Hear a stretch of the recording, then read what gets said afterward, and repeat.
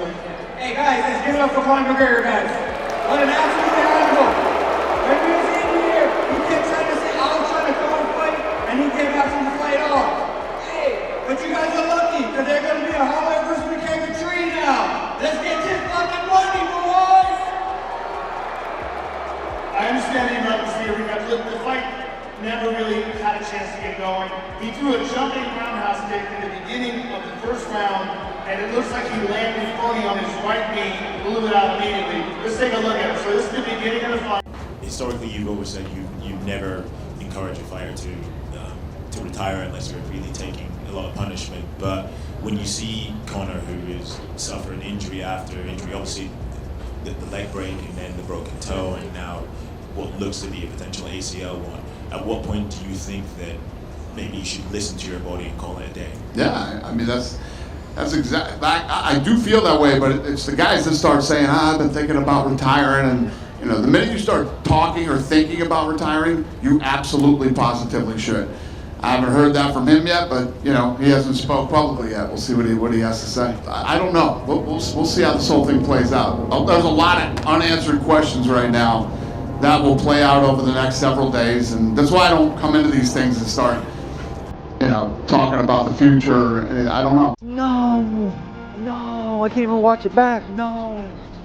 Are you getting pranked right now? Dude, you can't get more disappointing than this. 100%. This is the most disappointing moment in combat sports history. So Conor McGregor made the walk, but he didn't make the walk out. Fuck!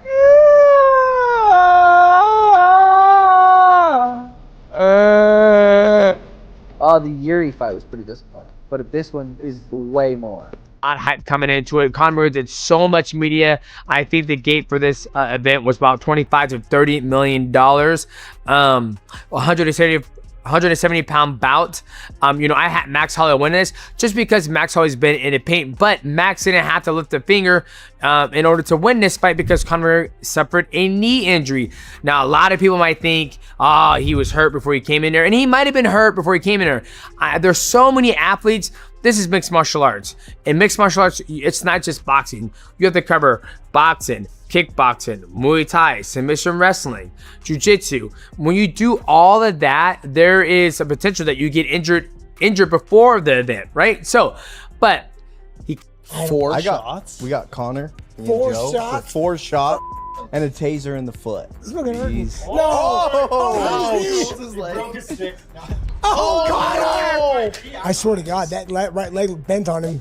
God, he looks like he's aged 20 years. No, dude. Does that Oh, count? yeah! First kick you through. Right? Oh! His joints, his tendons, his ligaments are all. Come on.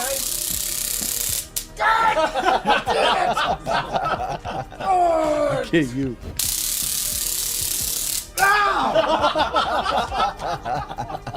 I had the man weak in the knees. I just hope he's good. During the fight, his demeanor changed. If I was trying to tell the ref sooner, this guy's kids is front row. I don't want to see him take unnecessary damage, but this is how crazy Conor is. The first time he's on the ground, I was punching him. He's like, fight. That's why I backed up. I said, stand up there. And then fell back down, and then the fight was called. McGregor appeared to be injured when he charged toward Holloway and landed awkwardly on his right leg after attempting a jump kick when the fight started. He fell to his back and absorbed some ground and pound from Holloway. The Irish fighter would make it to his feet, but fell to the canvas again moments later, favoring his right leg. And in that moment, everyone watching, whether in the arena, on pay-per-view, or on a stream somewhere in the world, felt the same exact thing. Disbelief. Pure, gut-punching disbelief. Think about the build-up to this fight. The face-off alone did 44 million views in 24 hours on Dana White's accounts alone, eventually climbing to 80 million views. This was not just a fight. This was an event. This was a cultural moment. People flew into Las Vegas from Ireland, from Europe, from all over the world, just to be in that arena and witness the return of the most polarizing, most magnetic, most must-watch figure combat sports has ever produced. And then it was over before it even really began. Now here is where things get dark and complicated, because the internet did not just sit quietly and accept what they saw. The moment the fight ended, the whispers started. Was Conor already injured going into this? Was this thing fixed? Was something going on behind the scenes that nobody was telling us? Former UFC light heavyweight champion Jamahal Hill jumped on social media and wrote, "Also, whoever put that $900 $900K on Max right before the fight is getting investigated. That one tweet sent the MMA world into a frenzy, because when a $900,000 bet drops on the underdog right before a fight, and then that fight ends in 69 seconds with the favorite collapsing on his own leg, people are going to ask questions. A lot of questions. Vitor Belfort, a UFC legend himself, posted asking whether McGregor came in injured or whether the injury happened during the fight. These are not just random fans talking conspiracy theories online. These are fighters. These are people who have been inside the octagon, who understand what bodies look like when something is wrong versus when something breaks fresh. And they were asking the same questions as the fans. But then Dana White stepped in front of the cameras. And what he said tells you everything about the situation and how chaotic it truly was. White told reporters at the post-fight press conference, "I was expecting at least a one-round war. Who knew what Conor was capable of as far as cardio, whatever else, after a 5-year layoff? And there you go. We're assuming blown ACL. I'm not a doctor, but that's what I figured when I saw it. And doctors think the same thing too." When one reporter asked if the UFC knew McGregor was already hurt going in, White's immediate response was, "I have no idea. That I don't know." 4 words. And those 4 words hit different when you are talking about the biggest comeback fight in UFC history. The boss of the UFC, the man who has his hands on everything, just said he had no idea whether his biggest star was carrying an injury into the most anticipated fight of the year. That says something about how uncontrolled and unscripted this situation truly was. White then walked back to the microphone to add, "If anybody saw anything that could have possibly made him look weaker or injured leading up to this fight, the face-off did 80 million views. Somebody would have seen something. Anybody see something? No? Nobody noticed anything, so there you go." He is not wrong about that part. 80 million people watched that face-off. McGregor ran out from the back of the room, got nose-to-nose with Holloway, looked absolutely locked in. There was no limp. There was no hesitation. There was nothing that screamed, "This man is about to collapse in 69 seconds," which is why this whole thing is so difficult to process. And McGregor himself finally broke his silence on social media in the hours after the fight. He wrote, "My head gasket is gone, destroyed. I had no injury going into the fight. I was throwing kicks, planted and jumping, all throughout camp as well as backstage before the fight. This came out of nowhere. I am beyond dark here. I can only describe it as hell." There is something genuinely devastating about those words coming from a man who once called himself the most dangerous man on the planet. "I am beyond dark here. I can only describe it as hell." That is not a statement from someone who is at peace with what just happened. Now let's talk about what the fighters said, because the MMA community's reaction to this was all over the place in the most honest and raw way possible. Paddy Pimblett, who had just submitted Benoit Saint Denis in 52 seconds in the co-main event, initially joked, "Oh my god, McGregor's done already. Well, he's finished. The new boy is in town. The main man's here. Know what I mean? I can become the face of the organization now." But then Pimblett stepped back and gave the more measured take at the post-fight press conference. He said, "It was sad to see. That's the thing with this sport. You've got to stay consistent. You've got to keep fighting. And I think where he hasn't fought in so long, his body couldn't keep up with it." Daniel Cormier, 2-division UFC champion and now beloved commentator, gave his analysis. "You see these guys that have been gone for a long time do things that doesn't make sense, and I think that's that with Conor." DC is saying that the adrenaline of returning to the octagon after 5 years, that rush of being back under those lights, can make a fighter do things their body is simply no longer built for. Throwing a flying kick as literally the first technique of your comeback fight after 5 years off, when you are 37 years old, after 2 previous serious leg injuries, that is what Dana White was hinting at when he talked about how rough 5 years off is in this sport. Islam Makhachev, the reigning UFC welterweight champion, dropped the coldest tweet of the night. "Conor beat Conor. Congrats, Max." That is the kind of brutally efficient commentary that MMA Twitter lives for, and it is also uncomfortably accurate, because in many ways, Conor did beat himself. The body broke down before Max Holloway even had a chance to. Ryan Garcia called it the worst ending to anything that ever ended. Kenny Florian said, "MMA remains the most unforgiving sport in the world." Bo Nickel admitted he weirdly felt bad for Conor. And Matt Brown, never one to be gentle, posted, "Told you Conor would never fight again." And then there was Max Holloway himself. After getting what should have been one of the biggest wins of his career, Holloway was not celebrating the way you might expect. He told reporters, "I'm just praying for the guy, all jokes aside, as a human being." He also said in his post-fight interview, "What can I say? I had him weak in the knees, I guess. All jokes aside, as just not a fighter, as a human, I really hope he's all good, man. Hope that recovery will come well." That is grace from Holloway. Genuine grace, because he knows better than anyone that this is not the win either of them wanted. McGregor is expected to get an MRI this week on his injured right leg. Doctors have speculated he either tore the anterior cruciate ligament or damaged the meniscus cartilage in his right right knee. Recovery from a torn ACL ranges from 6 months to 9 months, which means, best case scenario, we are looking at early 2027 before McGregor could theoretically return. Worst case, this could be the end. McGregor, who is 37 years old, had spent over 5 years away from the octagon, recovering from a broken leg and fighting off lawsuits after his previous fight against Dustin Poirier in July 2021. He also spent time dealing with a broken toe that canceled a 2024 fight with Michael Chandler. He accepted an 18-month doping ban. He lost a civil court case in Ireland, and through all of that, he kept saying the same thing. He was coming back. He was going to remind the world who Conor McGregor is. And on July 11th, 2026, the world tuned in by the tens of millions to find out. White said at the press conference that he had not spoken to McGregor since the fight ended. He had not heard from Conor or his camp about retirement. And when asked whether McGregor should get a third fight with Holloway if he recovers, White simply said, "Yeah, I don't know. We'll see how this whole thing plays out." That uncertainty from Dana White is the loudest signal of all, because when Dana White does not know what comes next with Conor McGregor, nobody knows, and right now, nobody does. The gate for UFC 329 was the highest in the promotion's history. The face-off video broke the internet. The fight lasted 69 seconds, and the biggest star in MMA history is sitting somewhere in Las Vegas tonight, waiting for an MRI result, staring at a career that may or may not have just ended, not with a war, not with a knockout, but with a single awkward landing on a flying kick that nobody in the world saw coming. If you made it all the way to the end of this video, you already know you care about this story just as much as we do. So do us a quick favor, smash that like button right now, because this kind of breakdown takes serious work to put together, and your support means everything to this channel. And if you are not subscribed yet, hit that subscribe button and turn on the notification bell so you never miss a single update on Conor McGregor's future, UFC 329 fallout, and everything happening in the world of MMA. We are covering every angle of this story as it develops. And trust us, this is just the beginning. Comment down below, do you think Conor McGregor should retire, or does he deserve one final redemption fight? Let's talk about it.